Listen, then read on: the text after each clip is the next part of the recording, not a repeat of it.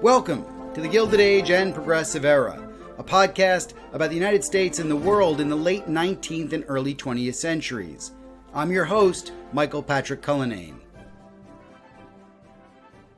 On the 23rd of April, 1902, a major disaster struck the Caribbean island of Martinique when Mount Pelée erupted.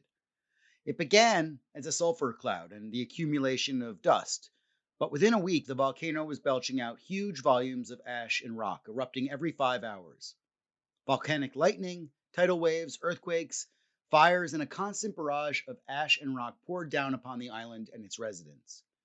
It cut off Martinique from its neighbors, it starved livestock, it choked human inhabitants, and it destroyed shelters. Mount Pelée led to a rising scientific interest in geological disasters. It also marked a critical turning point for the disaster relief process, according to Professor Julia Irwin.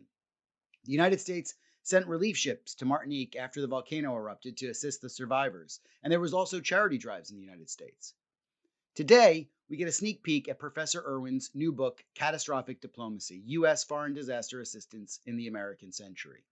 This book is going to have a significant impact on the field because disaster relief, like any other donation, often came with an ulterior motive or strings attached. It's important for scholars of the Gilded Age and Progressive Era because the wellspring of disaster diplomacy begins in the early 20th century, not with the Marshall Plan or with later relief plans. Professor Julia Irwin is professor of history at the University of South Florida, and I could spend a whole show talking about her extensive CV. I recently read her article in Diplomatic History on our climatic moment, which encourages us to think more about climate change, ecology, and the resources in our scholarship. Her 2013 book, Making the World Safe, The American Red Cross and a Nation's Humanitarian Awakening, has transformed the way that I think of NGOs and relief agencies as a kind of public diplomacy. Ian Tyrrell's idea of a moral empire came from his look at missionaries. Irwin's Red Cross has a similar conclusion after exploring that agency. I'm lucky to have her here giving us a preview. A big welcome to the show, Julia. Thank you very much. I appreciate you having me. Well, I think we're really lucky because having a sneak preview is a rare gift. I mean, a lot of people that have come on the show have talked about the recent books that are out, but we're now talking about something that is to come, and I'm excited about that. And I wanted to know where you got the inspiration for the book. Obviously, your work has been on the Red Cross and humanitarian relief.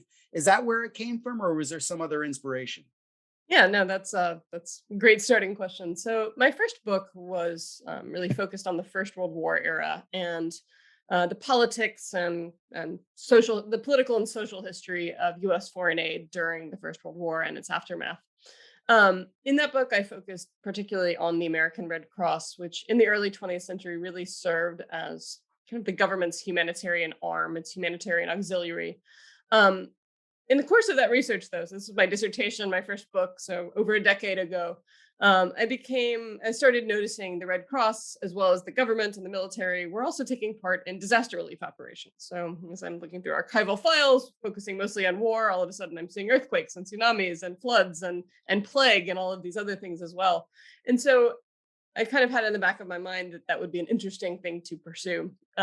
So as I switched from the first book to the second book, it was really kind of switching from wartime to ostensibly peacetime disasters, and kind of thinking about the particular politics of emergency relief in times of catastrophe. So It does seem pretty natural, and I think you're going to outline in the book the reason why you talk about natural disasters. And I'm saying natural disasters with the air quotes because you do a great job of saying, natural disasters can be the result of, human interventions as well. So why focus on the geological and meteorological and not on some of the other things like, say, a Chernobyl or a Johnstown flood?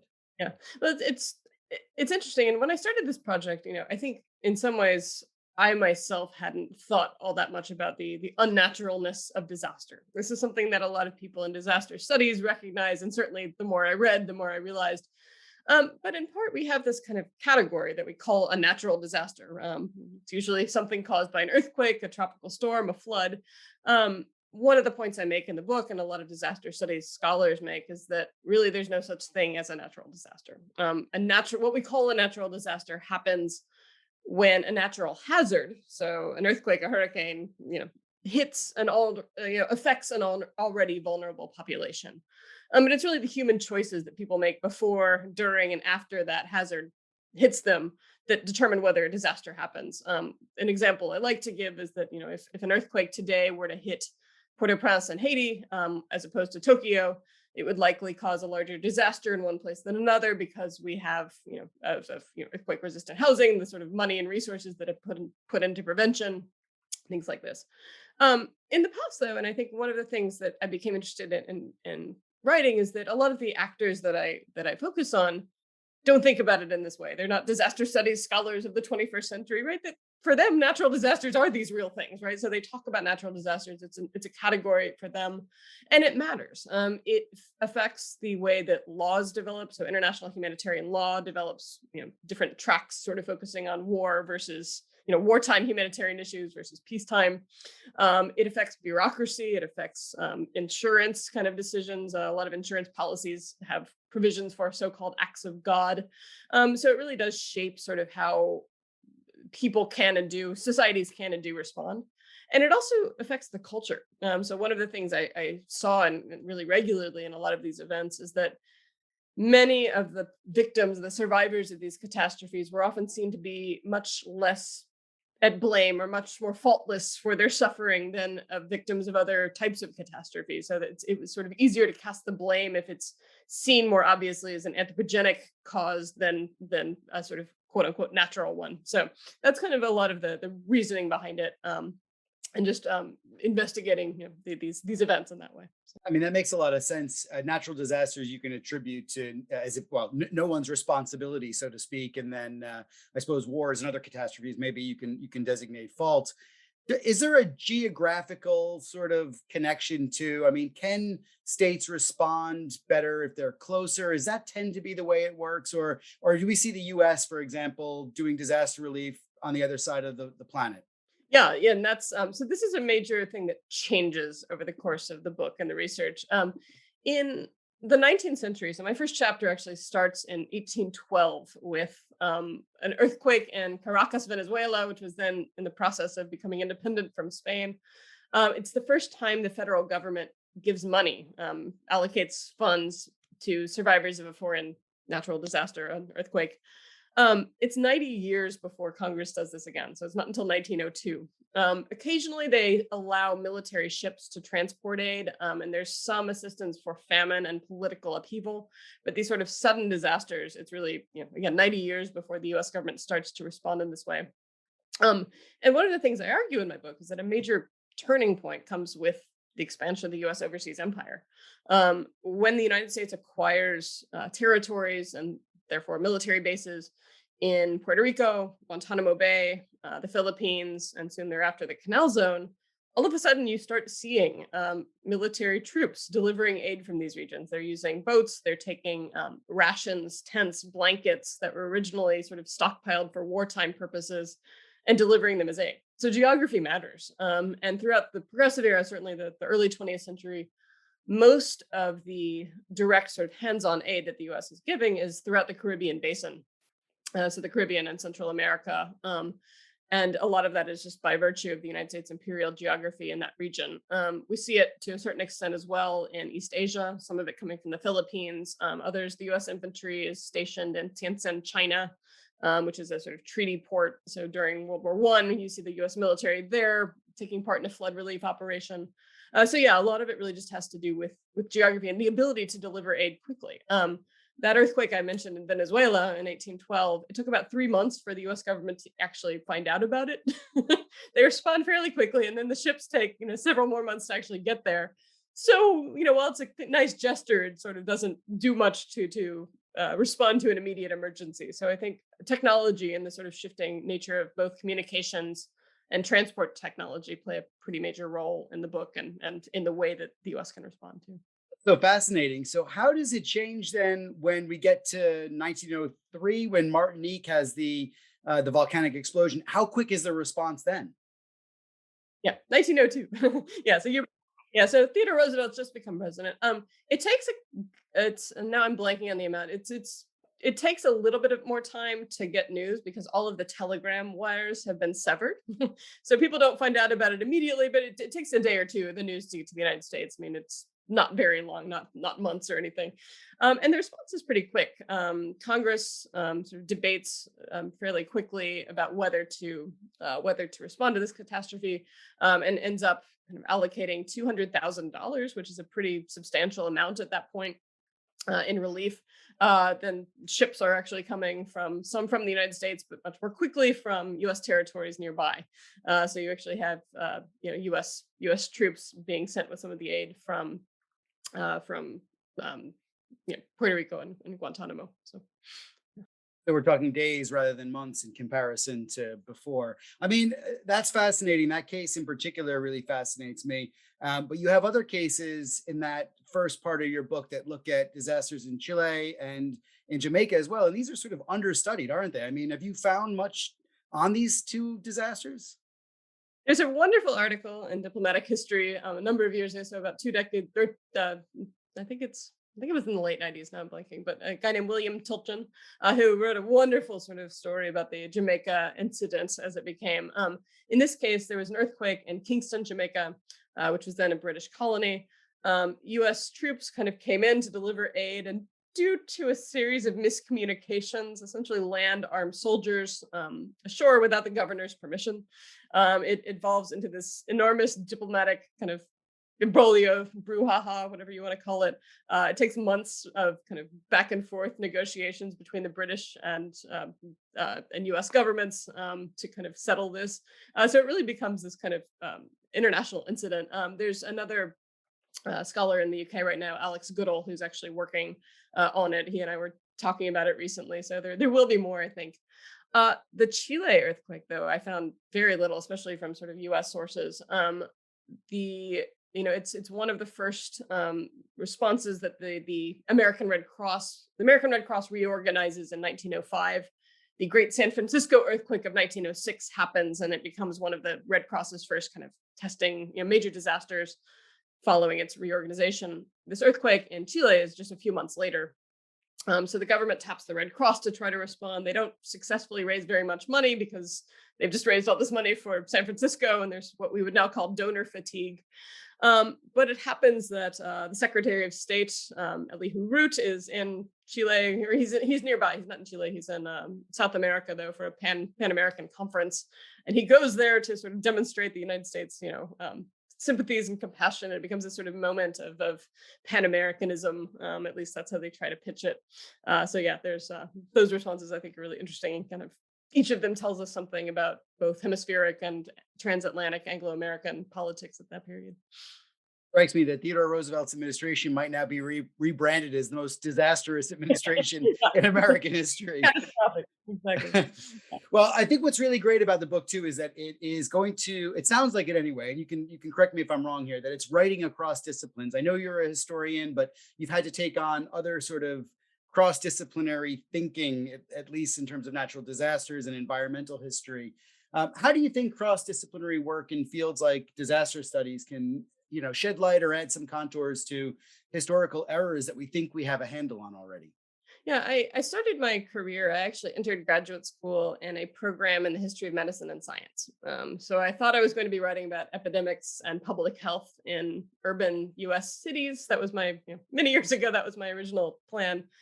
Within my first year of grad school, I discovered just how much I loved this what was then a sort of newly emerging field called the US and the world, US foreign relations, what used to be called diplomatic history. And so my first book, which was Humanitarian Aid in the First World War, was really a way I bridged those interests and the history of medicine and health with the history of US foreign relations, with international history.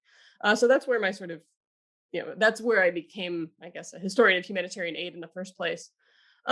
But over time, I mean, I've remained really interested in histories of medicine, science, and certainly the environment as well. I think a lot of the disaster studies literature is focused on environmental history. And I see myself as sort of secondarily an environmental historian, but I've certainly learned a lot from environmental historians more properly, thinking about the ways that humans and the environment, humans and nature interact, the ways that we might think about the agency that nature exerts, the ways that we think about humans in their environments too. And so that, I think, has really affected the way that I think about, again, natural hazards, about these types of disasters, in useful ways. So certainly that, I think, has been important. I've also had to read, I mean, just to understand what we now know about seismicity and about how tsunamis work, and what types of weather patterns account for flooding, and for the Danube River flooded in 1954 because it had been a really heavy snow year, and all this the alpine snow melt was heavier than usual, things like this, right? That I didn't know that much about. So I think reading within sort of scientific and geological sort of literature has been helpful to just understand what's actually going on too. It definitely has a lot to offer, I think. I mean, especially the writing of environmental historians, it's super rich. I mean, I feel like I'm in those places when they're talking about, well, in this case, natural disasters, but, Yellowstone Park or elsewhere. I find it really rich to read as well. All right. Well, if we go back to the disasters, though, which are the ones that in your book or in your mind really transform US policy? Yeah. So I think, especially for the for the progressive era, for the this podcast, one of the really major turning points for the United States is in 1908. So late 1908 December, there's a major earthquake and tsunami in southern Italy. It's in the Strait of Messina region, which is the water separating the toe of Italy from the island of Sicily. It causes an extraordinary disaster. I mean, the death toll and just the number affected are upwards of 1 million. The death toll is in the hundreds of thousands. It's just an incredible catastrophe. It so happens that the Great White Fleet that Theodore Roosevelt had sent around the world, the Atlantic Fleet, happened to be essentially about to go through the Suez Canal. So they're in the Gulf of Aden, and so they're able to send battleships to the scene. They join members of the Russian and French and British navies that are also there, as well as the Italian military. But they send 4 battleships of the Great White Fleet, as well as 2 sort of cargo ships, auxiliary ships, one from the United States, one from Constantinople. Um, and they all sort of converge and then take part in the assistance operation. Um, the U.S. Congress gives money to this as well. They give $800,000, which at that point was completely unprecedented in terms of largesse. The American Red Cross raises over $1 million in donations. So it's for the Red Cross after this, the San Francisco earthquake. This is its first really major foreign disaster relief operation that it takes part in. So those sort of things are combining at this period. That really, it just marks this really immense response on behalf of the United States. And it's not just short-term relief. It actually evolves into about a 6-month program of relief and then rebuilding assistance. They use a lot of the congressional money to send lumber from the United States, as well as expert American carpenters. In their words, they're experts, and they go and they build certainly almost 3,000 cottages. They build a hotel to apparently to rekindle tourism. They build an orphanage. They build sort of a hospital. I mean, so they do this sort of major rebuilding project as well. So it's one of the first times we also see not just immediate relief, but also this kind of longer term recovery and reconstruction assistance that will happen in other disasters as well. So I think that's really one of the, that book or that event has an entire chapter dedicated to it in the book. And it really is a kind of major sort of moment at which foreign disaster assistance is clearly this important to US foreign policy. Do agencies like, I don't know, the Department of War or the Department of State, do they refer back, in later years, say in the Taft and Wilson administrations, are they referring back to 1908 and Messina and about the disaster relief that they gave then Yeah. as a template? Mhm. Yeah. That one certainly, and I think when they later debate, occasionally when they'll debate later aid appropriations, they actually point back to that one as precedent. Like, oh, we did this in 1908. Also, we did this in 1902 with Martinique. There was the one in Jamaica in 1907 was not money, but some material assistance. So they are looking back at these as saying, hey, we've done this. There is precedent for this. So they're certainly aware of it. The Red Cross especially is really aware of its work in Italy, in the Panama Pacific Exposition. So the the Fair of the Americas that's held in 1915 in San Francisco. There's actually a scale model, a replica of the aid in Messina. So they have a scale model of the disaster relief camp that the American Red Cross set up there. So it becomes kind of part of the organization's collective memory as well. Um, they work to make it part of the built landscape in Italy as well, which is interesting. These sort of cottages, which are supposed to be temporary, they're all branded, a gift from the people of the United States or a gift from the American Red Cross. And there's actually reports of people going back there in the First World War in 1917 and 18 and seeing that they're still standing there. And so, I mean, there's this kind of legacies too of these relief efforts that are there on the ground. So in various ways, it kind of lives on in different institutional and collective memories too. Great. I think that the book, it sounds like it's also going to talk about the legacies of disaster relief and American imperialism. Well, it sounds like from what I've read anyway that you shared, that's going to be a major connection. And that echoes some of the work of other scholars like Ian Terrell and others. And I was wondering if you could expand on that a little bit now and tell us a little bit more about how disaster relief became a part of US policy and then a part of like that branding that you're talking about that can be easily connected to imperialism. Mhm. Yeah, no, and I think that's a really great question. So thinking about, the story I'm really telling in my book is how disaster relief became an instrument of foreign policy, a tool of U.S. foreign policy. Um, there's a sort of common narrative, I think, when I've read this in sort of popular histories of U.S. foreign aid that U.S. foreign aid began with the Marshall Plan. I've seen this on institution websites. The USAID has like this is the Marshall Plan, 1948. That's the beginning of U.S. foreign aid. And a lot of what I'm trying to say in my book is actually there's much longer histories of this, certainly dating back to the early 20th century and in some cases before.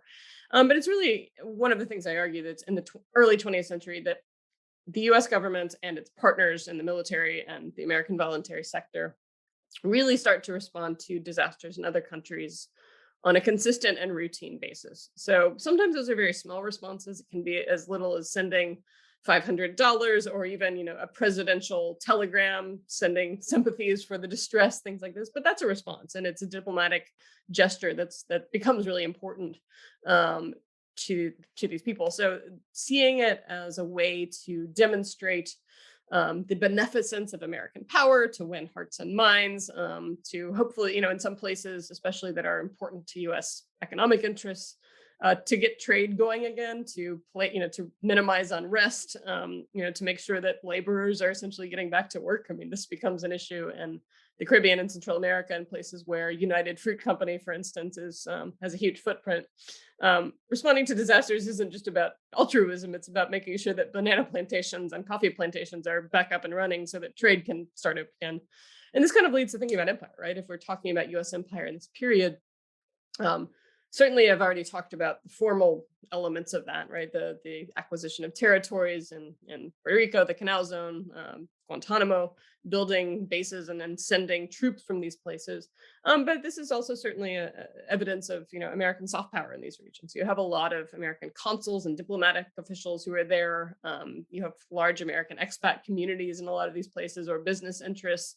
So it becomes tied to the ways that the United States is projecting economic power and cultural power in these years also becomes tied to disaster aid in important ways. So I think kind of it shows us, I think, kind of the footprint of the United States in the world in the early 20th century to think about what parts of the world matter, what parts of the world are getting disaster relief, and then what parts are being ignored.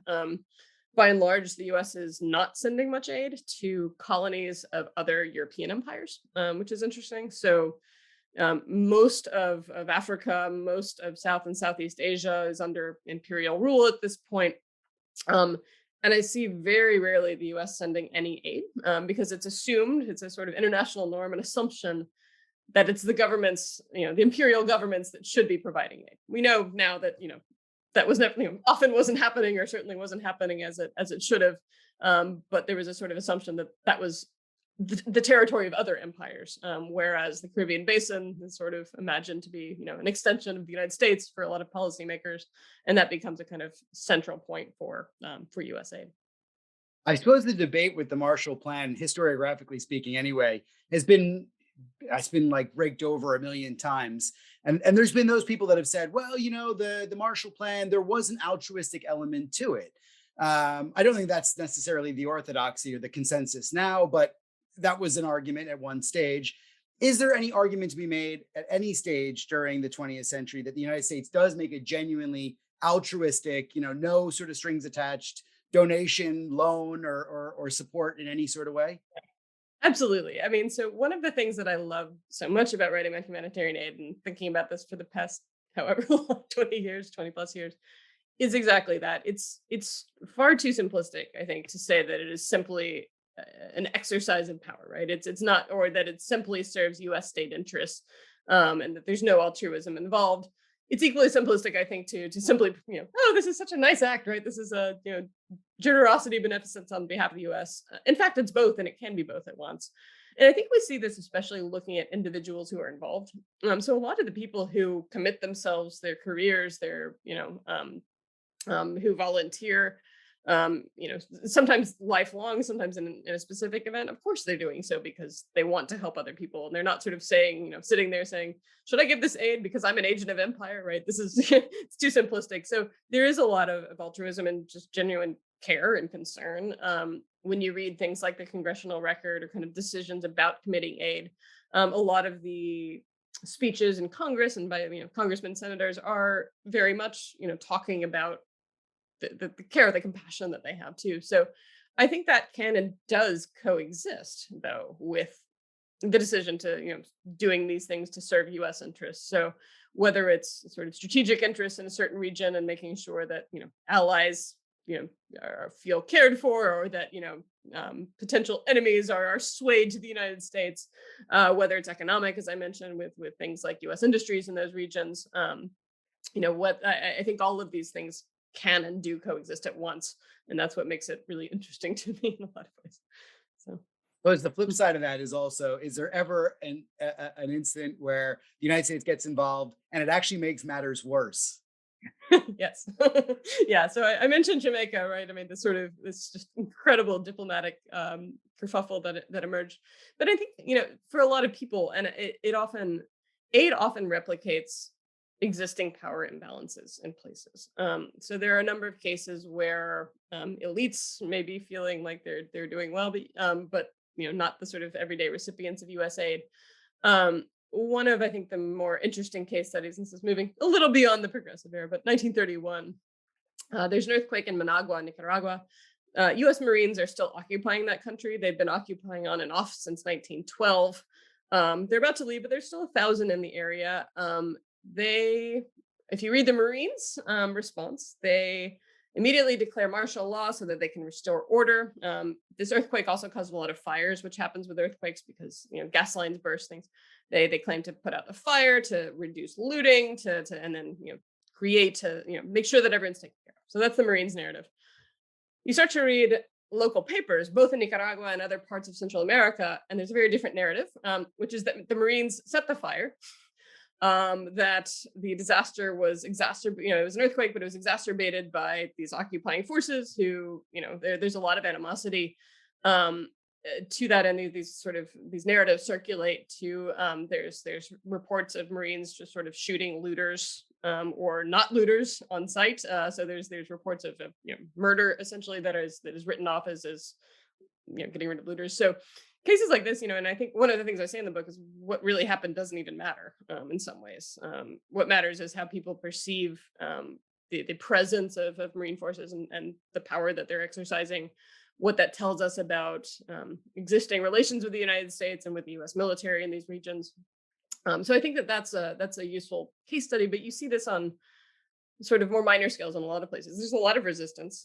Sometimes the aid that is given isn't really welcome or needed.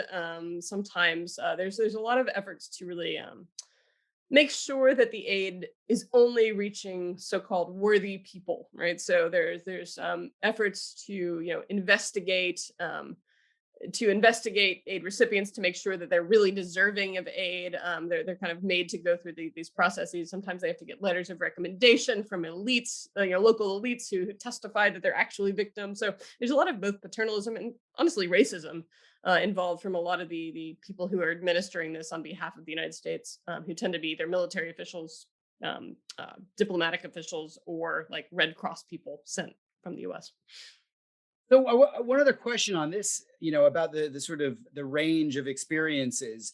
It seems like what you're saying too is that as American power expands throughout the 20th century, so does the relief assistance programs for wherever it might be in the world geographically. It expands too.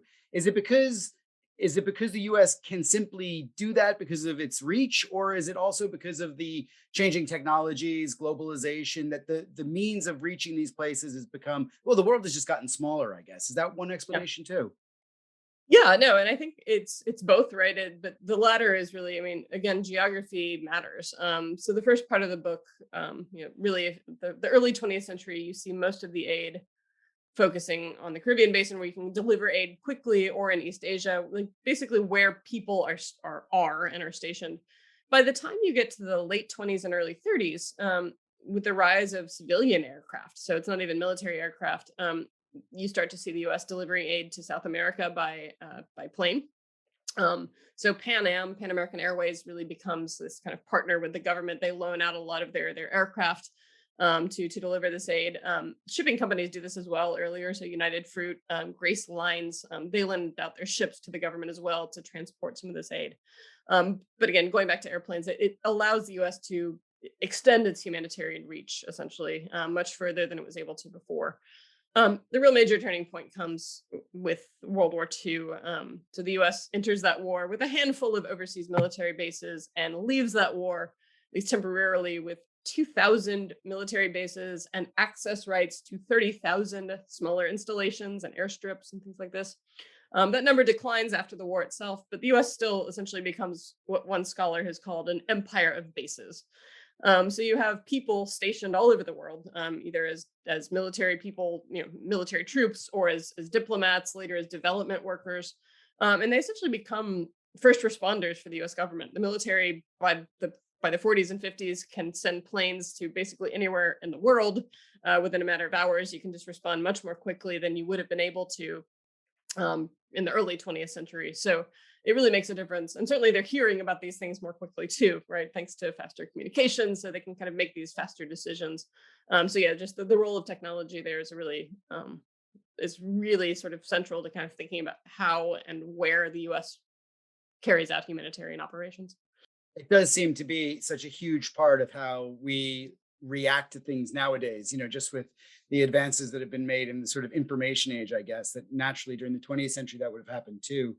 I wonder as well, are there any acts of punishment? Does the United States either withhold or I don't know, do they get involved and intervene in ways that are designed to punish a nation state for either, working against its interests or I don't know. I mean, you tell me. Yeah, I'm trying to think of so I think one of the best cases is China. China is the largest recipient of one of the largest recipients of U.S. aid in the early 20th century. In part, that has to do with a large missionary presence there, a number of consuls who are on the ground because of sort of trade and interests. The American Red Cross takes a very early interest in China and sends a lot of money there for both flood relief, but also famine relief. And I mean, there's an outbreak of plague in Manchuria, for instance. So they're doing a lot of stuff in the early 20th century. As you get into the 20s and 30s, and especially in the 30s with the onset of the Depression as well, there comes to this. They issue a report in the late 20s that kind of basically says, China is like throwing, like it's like throwing our money away. We're just going to stop sending aid there, and they do. So one of the worst, arguably one of the most catastrophic disasters of the 20th century occurs in 1931 in China, major flooding, like tens of millions of people displaced, wide numbers of casualties. The amount of money that the US government provides is paltry. It's something like, the American Red Cross and the government together send something like $100,000 and then some shipments of US wheat. It's a response, but like compared to the actual devastation, it's nothing. And it's I don't know if punishment is the word as much as it is just sort of giving up or kind of kind of making this decision that it's again this sort of assumption, these cultural assumptions that like these people cannot help themselves, to use their words, to use their kind of logic. So therefore, we're not going to anymore. So I think you really do see that kind of coming out. In terms of punishment, I think there are certainly throughout in various different places decisions about whether local governments and local, civil society essentially is advanced enough, civilized enough, to use their words, to administer aid on their own. So in a lot of countries, so in Western Europe, a lot of times what happens is the US sends money, turns it over to the local Red Cross Society or the local government and says, here's the gift of aid we're sending. If you look at other, Central and South America, they're almost always appointing U.S. officials to administer the aid to make sure it's properly administered. And so there's a lot of concern about, keeping things out of hands of elites who might be seen as not using money in the correct way, or keeping hands out of survivors, people, ordinary people who are seen as sort of milking the system. So I don't know if that still fits into punishment, but it is a sort of sense of like, who deserves aid and who can be trusted in some ways to administer it properly. It also seems like there's this connection between disaster relief and public diplomacy, which is, I know that that practice and that terminology is probably more mid to late 20th century. But I would argue, much in the same way you're arguing, that that idea of public diplomacy really got started well before that, in the early 20th century. And I was wondering, does the United States combine some of its public diplomacy efforts or even cultural diplomacy efforts, things like educational exchanges? Do they parlay those with disaster relief programs as well? Yeah, and certainly, I mean, going back, I mentioned in Italy, making sure that every building that they put had things like a gift from the people of the United States. I mean, this is we see this in other, especially these longer term disaster relief operations. So Italy, in Japan in 1923, there's a major earthquake in Tokyo and Yokohama. The U.S. builds a hospital that is kind of a number of hospitals actually, but they all have plaques on them that say, a gift from the Americans, where it's about sorry, it's about U.S. Japanese amity and kind of these ties. And you see that in a lot of other places as well. If they're leaving kind of permanent institutions as a way to, as public diplomacy, right? It's like, we were here. Don't forget that the United States provided aid in your time of need. So that's certainly there. In terms of kind of people to people stuff, there's a lot. My book focuses more on what we might call official relief operations, so that's those that the U.S. government and its partners, its auxiliaries, are involved in. But certainly, there's a lot of people to people diplomacy going on as well. Church groups, communities, sort of community chests, local cities, states raising money for other places and kind of trying to promote those acts of, I think, public giving and generosity.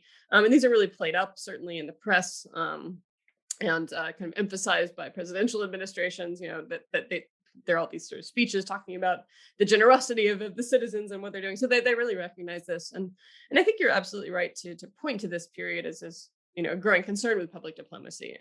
Susan Brewer has a really wonderful book called Why America Fights, and she's really looking at the kind of early origins of both public diplomacy and public information, and is certainly dating this to the wars of 1898 and World War One. And I think we really see it in disaster relief as well.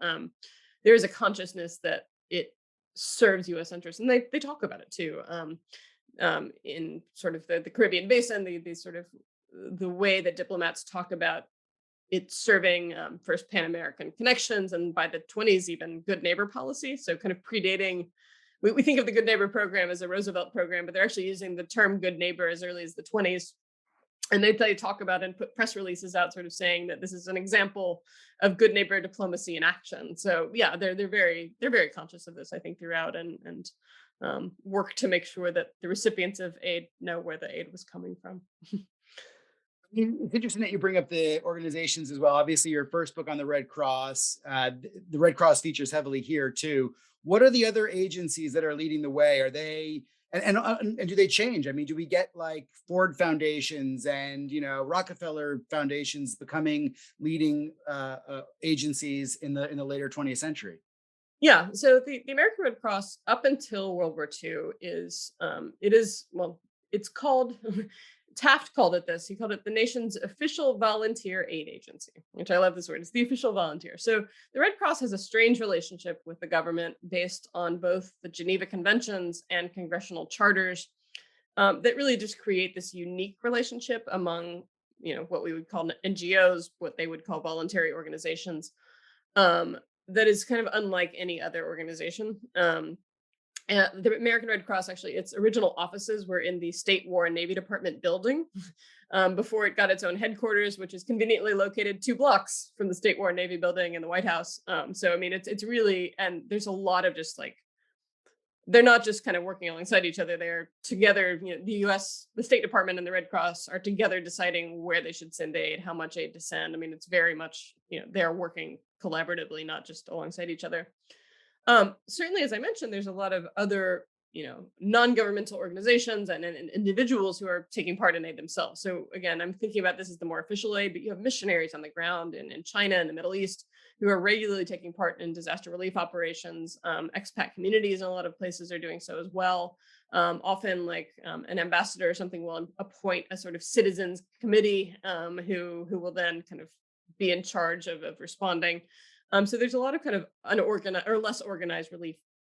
Um, the major turning point comes in World War II. During World War II, there's this proliferation of aid agencies, and in 1942, the Roosevelt administration, trying to like figure out how to manage all of this, creates a board, the War Relief Control Board, which requires all these new agencies, new and older agencies, to register with the state. The state has to grant them permission to provide aid abroad. But they also, in exchange, get a number of benefits.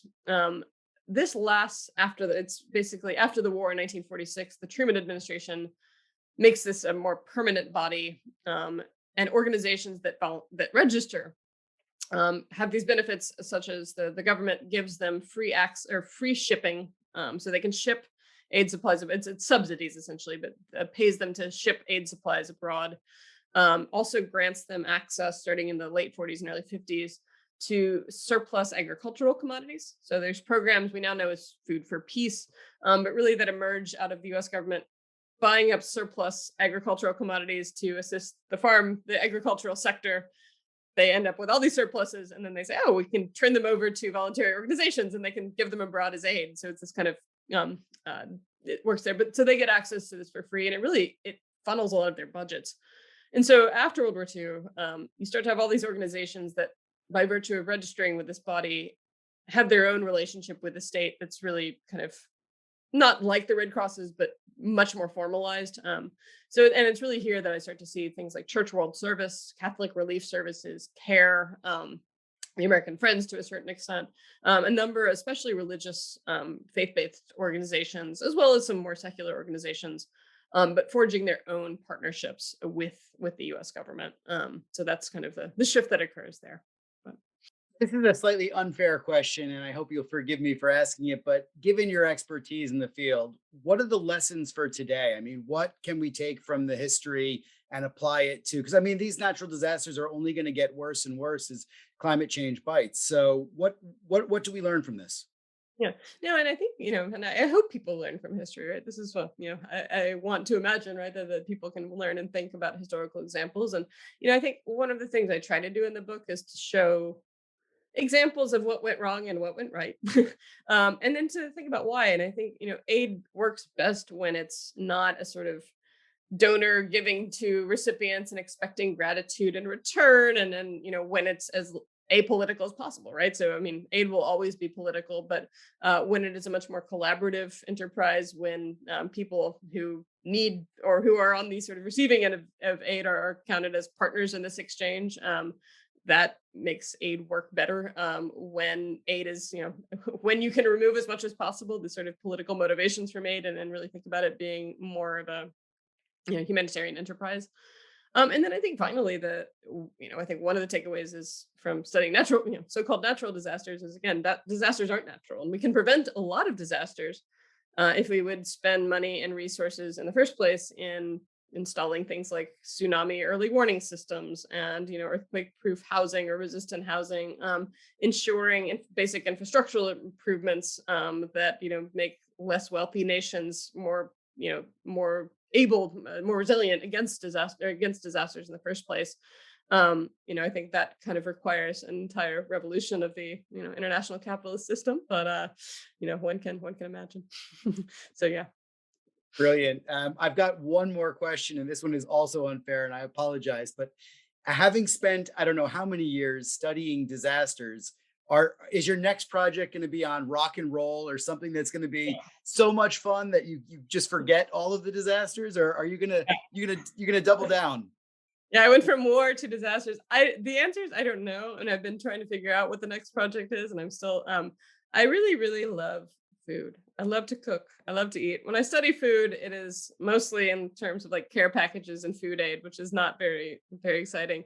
Um, but part of me daydreams about like a more fun food history project. But I got to finish this one first. I'm not the kind of person who can balance and juggle multiple ones at once. But no, it's. I think I've thought about it before. So either that or climate change. I don't know if it'll be how fluffy I want to go versus how serious. But yeah, stay tuned.